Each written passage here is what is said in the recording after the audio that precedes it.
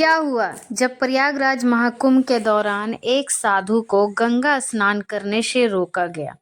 उसके बाद प्रयागराज के उस गंगा घाट पे जो चमत्कार हुआ उसे देखकर आपके पैरों तले जमीन खिसक जाएगी। साल 2025 के जनवरी माह में प्रयागराज में सदी का सबसे बड़ा महाकुंभ मेला लगा है और ये महाकुंभ हर 12 साल में एक बार लगता है, यानी इस महाकुंभ में का प्रतीत अधिक महत्व रहने वाला है और गंगा में स्नान करने का महत्व रहता है। इसी वजह से देश और दुनिया से कई लोग प्रयागराज के इस महाकुंभ में पहुंचने वाले हैं।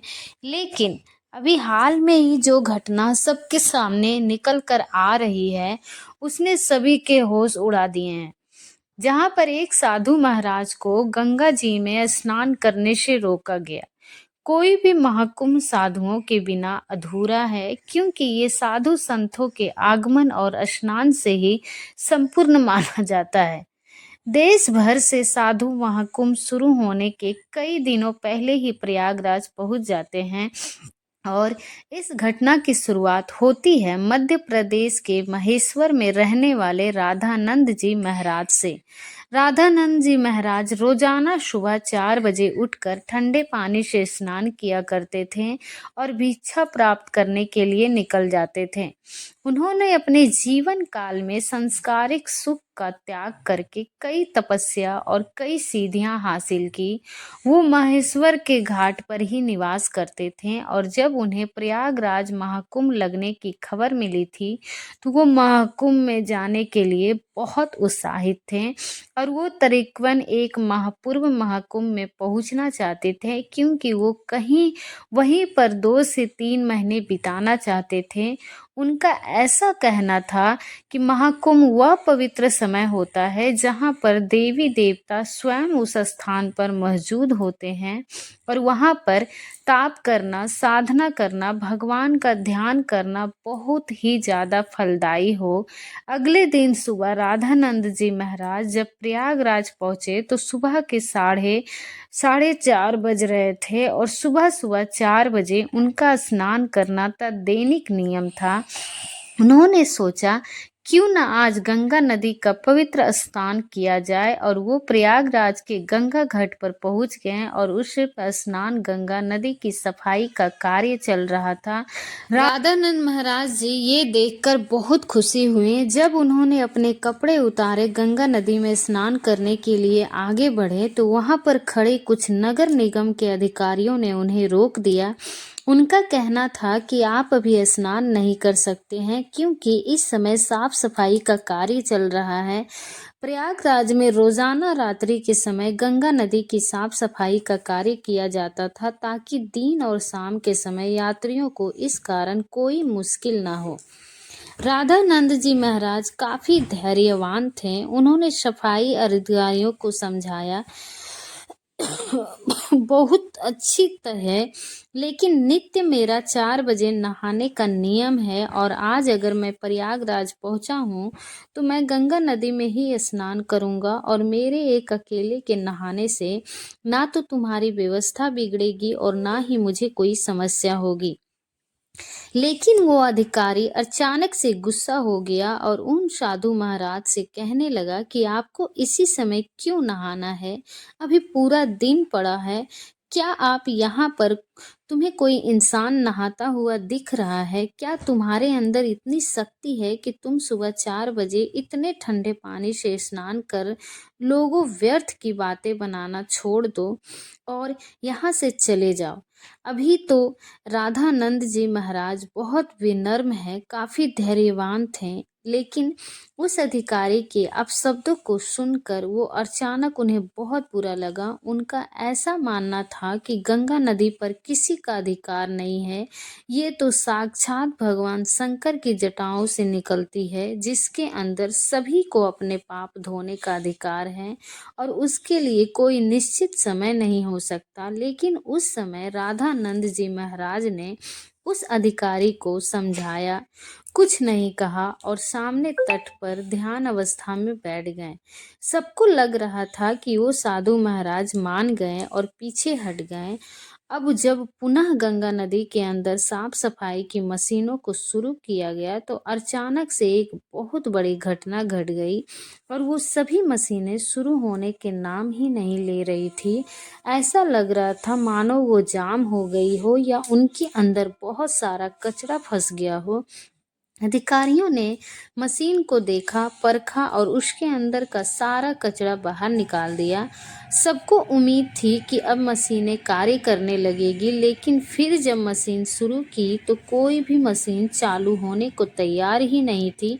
सभी अधिकारियों हैरान थे, किसी को कुछ समझ नहीं आ रहा था। लेकिन जब मशीन चालू नहीं हुई तो कई मैकेनिकल इंजीनियरों की टीम को मशीन देखने के लिए बुलाया गया। उन सभी मैकेनिकों ने मशीनों को अच्छी तरह से झांसा परखा और यही पाया कि मशीन तो एकदम सही है, लेकिन इसके चालू न होने का कारण किसी को समझ नहीं आ रहा था। राधानंद जी महाराज अभी भी उसी घाट पे ध्यान अवस्था में बैठे हुए थे। गंगा नदी का साफ सफाई का कार्य उस दिन रुका हुआ था और सभी लोग बहुत हैरान थे। उस समय तो मैकेनिकल इंजीनियर वहां पर मशीन सही करने आया था। उसने जब राधानंद जी महाराज को देखा तो उसकी आंखें खुली की खुली रह गई। वो राधानंद जी महाराज के चरणों में गिर गया और बाबा उसे आशीर्वाद देने लगे। फिर वो सभी अधिकारियों को बताने लगा कि ये महेश्वर के सिद्ध महाराज हैं। बचपन के समय में आप एक बार जब मुझे सांप ने डस लिया था तो इन्होंने ही अपने चमत्कार से मेरी जान बचाई थी। तब तक उस अधिकारी को अपनी गलती का एहसास हुआ। वो समझ चुका था कि अगर वो अपने दैनिक नियम के अनुसार 4 बजे गंगा स्नान करना चाहते थे तो मुझे इन्हें रोकने का अधिकार नहीं था। मैंने तो इनका अपमान किया है, इन्हें भला बुरा कहा है और गंगा नदी में स्नान करने से रोक दिया है। उसी का परिणाम है मशीनों की खराबी के रूप में हम भुगत रहे हैं। अब ये हमारी समस्या का समाधान कर सकते हैं, हमें इनसे माफी मांगनी पड़ेगी। सभी अधिकारी मिलकर राजानंद महाराज जी से पास गए, उनको चरणों में बैठ गए और हाथ जोड़ के कहा कि हमें इस बात का अंदाजा नहीं था कि आप एक दिव्य दंत हैं। हमसे बहुत बड़ी भूल हो गई, हमें आपको स्नान करने से नहीं रोकना चाहिए था।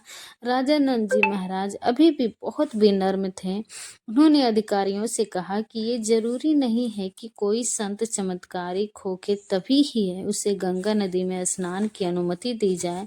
गंगा नदी के ऊपर साधु संतों का सबसे पहला अधिकार है। सभी अधिकारियों ने उनके हाथ जोड़कर कहा, आप गंगा नदी में स्नान कर सकते हैं। आप हमसे बहुत माफी चाहते हैं। राधानंद महाराज समझ चुके थे कि सभी के सभी अधिकारियों ने उनकी गलती का एहसास हो गया, उनका अभिमान चूर हो गया। उन्होंने विनम्र पूर्वक उन अधिकारियों से कहा कि तुम चिंता क्यों करते हो, अभी समय कहाँ बीता है, जरा अपनी घड़ी में समय तो देखो, आखिर क्या वजह है। जब सभी अधिकारियों ने अपनी घड़ी में समय देखा तो उनके रोंगटे खड़े हो गए, क्योंकि उस समय सुबह के 4 बज रहे थे और किसी भी अधिकारियों को ये समझ नहीं आ रहा था कि आखिर इतना बड़ा चमत्कार कैसे हुआ। आखिर राधानंद महाराज जी ने अपने चमत्कार से समय को कैसे पलट दिया। इतना बड़ा चमत्कार देखकर सभी अधिकारी उनके चरणों में गिर गए और बाबा जी का जयकार लगाने लगे। इस चमत्कार घटना के बाद सब लोग उन्हें मान गए और उनके दास बन गए।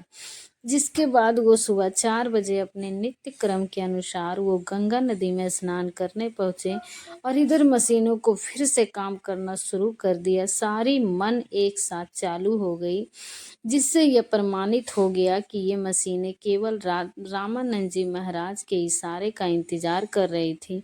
जैसे ही उन्होंने अधिकारियों का अभिमान चूर हो गया और गंगा नदी में स्नान किया, वैसे ही फिर वो मशीनें चल पड़ी। ये बहुत बड़ा चमत्कार था जो हाल में ही प्रयागराज के महाकुंभ में हुआ है। वास्तव में दोस्तों, ये भूमि साधु संतों की भूमि है और यहाँ पर साधु संतों का ना तो अपमान किया जा सकता है और ना ही उन्हें छोड़ा समझा जा सकता है। इस देश का हर संत इस देश के लिए कुछ न कुछ करता है और भक्तों को आत्मा और मार्ग से जोड़ता है। हमें कभी भी उनका अपमान नहीं करना चाहिए और ना ही उन्हें छोटा समझना चाहिए। इस पूरी घटना को लेकर आपके विचार क्या है, हमें नीचे कमेंट बॉक्स में ज़रूर बताइए। अगर वीडियो आपको पसंद आई हो तो लाइक ज़रूर करें, साथ ही चैनल को सब्सक्राइब करें और बेल आइकन को प्रेस करिए। तब तक के लिए आप सभी लोगों का बहुत बहुत धन्यवाद।